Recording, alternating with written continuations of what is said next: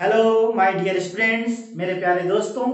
आज हम गोलीय दर्पण से रिलेटेड महत्वपूर्ण शब्द, टर्म, पद के बारे में जानेंगे। आज की क्लास में हम सीखेंगे कि ध्रुव क्या होता है, फोकस क्या होता है, फोकस दूरी क्या होती है, मुख्य अक्ष क्या होता है, वक्रता केंद्र क्या होता है, वक्रता त्रिज्या क्या होती है। इन तरह के तमाम जितने भी शब्द हैं जो बहुत इंपॉर्टेंट हैं और आगे काम में आएगा, उन सभी को आज हम लोग सीखेंगे। इन शब्दों को सीखने के लिए आपको बोर्ड पे ध्यान देने की आवश्यकता है। मेरे प्यारे बच्चों, गोलीय दर्पण से रिलेटेड जो भी टर्म हैं उनको समझने से पहले हम लोग एक गोलीय दर्पण की आकृति बना लेते हैं। गोलीय दर्पण की आकृति बना लेते हैं, एक तरफ बाहर की ओर रंजित कर देते हैं और एक तरफ अंदर की ओर रंजित कर देते हैं, ताकि इसे समझने में आपको बहुत सुविधा होगी। मेरे प्यारे बच्चों, अगर मान लिया जाए कि इसे काटकर दो अलग अलग गोलीय दर्पण बनाया जाए तो एक गोलीय दर्पण इस प्रकार का बन सकता है, जिसका नाम आप जानते हैं कि ये इसका नाम अवतल दर्पण होगा। जबकि जो दूसरा जो प्रकार है आप देखते हैं कि इस प्रकार का बन सकता है, अंदर की ओर पॉलिश किया हुआ, इसका नाम भी आपको पता है कि यह उत्तल दर्पण है। मेरे प्यारे बच्चों, अब हम शब्द के बारे में बात करते हैं। तो पहला शब्द जो है वह ध्रुव है, पोल। मेरे प्यारे बच्चों, कोई भी गोलीय दर्पण है, इसका कोई ना कोई एक मध्य बिंदु होगा, इसका कोई ना कोई एक मध्य बिंदु होगा। तो किसी भी गोलीय दर्पण का मध्य बिंदु क्या कहलाता है? ध्रुव कहलाता है। क्या कहलाता है? मध्य बिंदु क्या कहलाता है? किसी ध्रुव कहलाता है। और ध्रुव को हम लोग किससे डिनोट करते हैं? पी से डिनोट करते हैं। यानी अगर मान लिया जाए ये गोलीय दर्पण है, गोलीय दर्पण में भी आप जानते हैं ये उत्तल दर्पण है, तो इसका मध्य बिंदु होगा, तो इसी को हम लोग क्या कहेंगे? पी कहेंगे, यानी ध्रुव कहेंगे। कोई दिक्कत नहीं। यानी ध्रुव के बारे में आपको जानकारी हुई कि कोई भी गोलीय दर्पण का मध्य बिंदु ध्रुव कहलाएगा। समझ में आ गई बात? चलिए अगले बारे में बात करते हैं। अगला है वक्रता केंद्र। मेरे प्यारे बच्चों, आपको यह भी समझने में बहुत सुविधा होगी। आप जानते हैं कि कोई भी गोलीय दर्पण किसी खोखले गोले का भाग होता है, यानी किसी गोले का बना होता है। तो उस गोले का निश्चित रूप से कोई ना कोई एक केंद्र होगा। होगा कि नहीं? बिल्कुल होगा। तो ये केंद्र होगा, इसी केंद्र को हम लोग वक्रता केंद्र कहते हैं। इसको सी से डिनोट करते हैं। जैसे मान लिया जाए कि इसमें अगर आप एज्यूम करते हैं तो आपको लगेगा कि यहाँ पे सी इसका यहाँ पे आ सकता है, यानी वक्रता केंद्र ये होगा। मेरे प्यारे बच्चों, वक्रता केंद्र आपको ये अवतल दर्पण का समझ में आ गया। उत्तल दर्पण में देखिए कि उत्तल दर्पण का अब देख रहे हैं कि वक्रता केंद्र कहाँ होगा? यहाँ पे होगा। कोई दिक्कत नहीं, वक्रता केंद्र यहाँ पे हो सकता है। इसको सी से डिनोट करते हैं। जब वक्रता केंद्र समझ में आ गया तो वक्रता त्रिज्या समझना आपके लिए बहुत ही आसान काम है। आप जानते हैं कि गोले का केंद्र क्या कहलाया? वक्रता केंद्र। तो गोले का त्रिज्या यानी यहां से यहां तक मिला दें तो ये क्या होगा? वक्रता त्रिज्या होगा। यानी अब इसी को परिभाषित करना इस प्रकार होता है कि ये आप जब जान रहे हैं कि ये क्या है? वक्रता केंद्र है और ये क्या है? ध्रुव है। तो वक्रता केंद्र और ध्रुव के बीच को मिलाने वाली रेखा, इन दोनों के बीच की दूरी या इन दोनों को मिलाने वाली रेखा कह सकते हैं। इसको हम लोग क्या कहेंगे? वक्रता त्रिज्या कहेंगे। यानी वक्रता केंद्र और ध्रुव के बीच की दूरी क्या कहलाएगा? वक्रता त्रिज्या कहलाएगा। इसको रेडियस ऑफ कर्वेचर कहते हैं। यह भी बात समझ में आ गया होगा। अब हम लोग समझेंगे मुख्य अक्ष। मुख्य अक्ष को समझिएगा बड़ा स्थिर से, इसलिए मुख्य अक्ष को समझने के लिए आप यहाँ पे ध्यान दीजिएगा।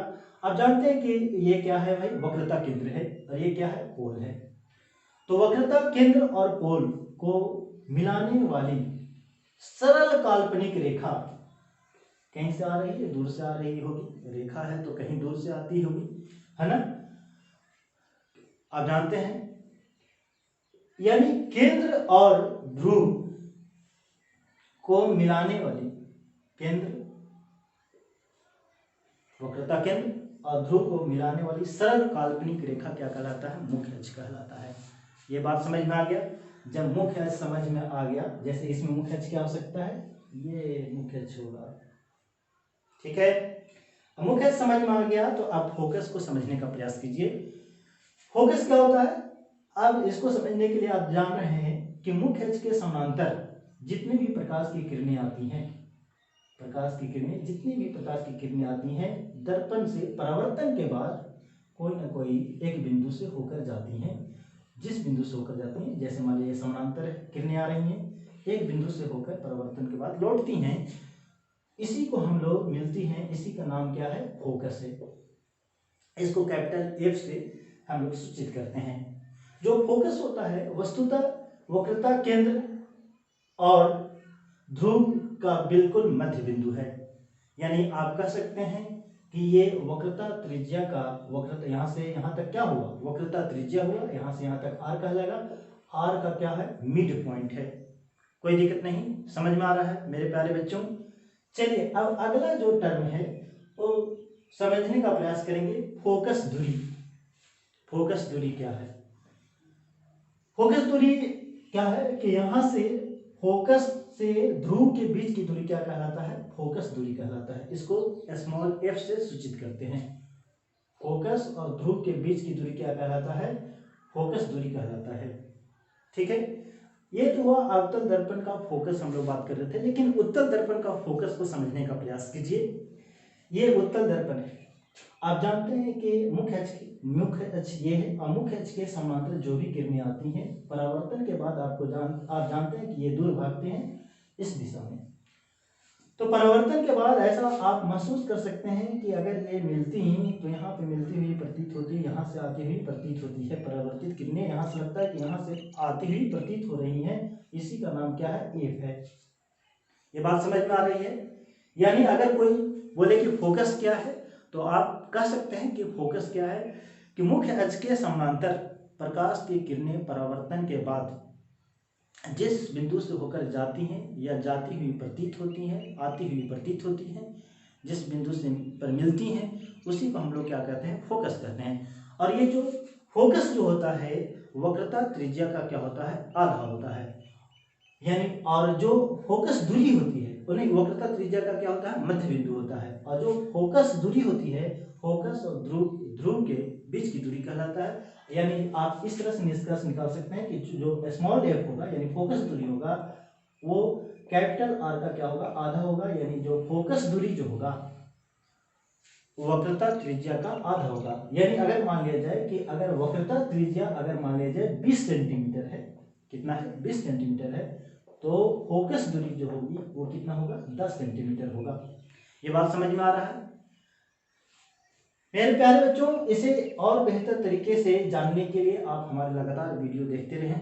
अभी केवल आपको टर्म के बारे में जानकारी दिया गया है, घर में और समझने का प्रयास कीजिए, क्योंकि ये अगर समझदारी हो जाती है, यहाँ इस ऐसे टर्म को समझ लेते हैं तो आगे आपको परेशानी नहीं होगी। जब आप क्वेश्चन इससे रिलेटेड बनाएंगे, मैथमेटिकल जो क्वेश्चन आते हैं, है ना, दर्पण के सूत्र से, तो उसमें आपको साइन लेने में दिक्कत नहीं होगा कि माइनस लें कि प्लस लेंगे, है ना। ऐसे तो सोचते रह जाते हैं बहुत लोग, है ना। तो ऐसे आपको ये देखने से, आकृति को समझने से आपको ये समझ में आ रहा होगा कि सभी दूरियां ध्रुव से नापी जाती है। और चिन्ह परिपाटी के अनुसार जब आपको ये पता चलेगा कि इधर की दूरियां क्या होती हैं, ऋणात्मक होती हैं, और इधर की दूरियां क्या होती है, धनात्मक होती हैं, तो अपने आप चीजें क्लियर हो जाएगा कि उत्तल दर्पण में फोकस दूरी धनात्मक होगा, जबकि अवतल दर्पण में फोकस दूरी ऋणात्मक होगा।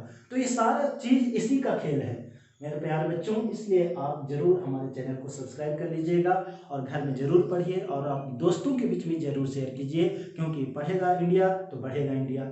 और जब तक आप नहीं पढ़ेंगे तब तक आप नहीं सीख पाएंगे, है ना। ठीक है भाई, इतना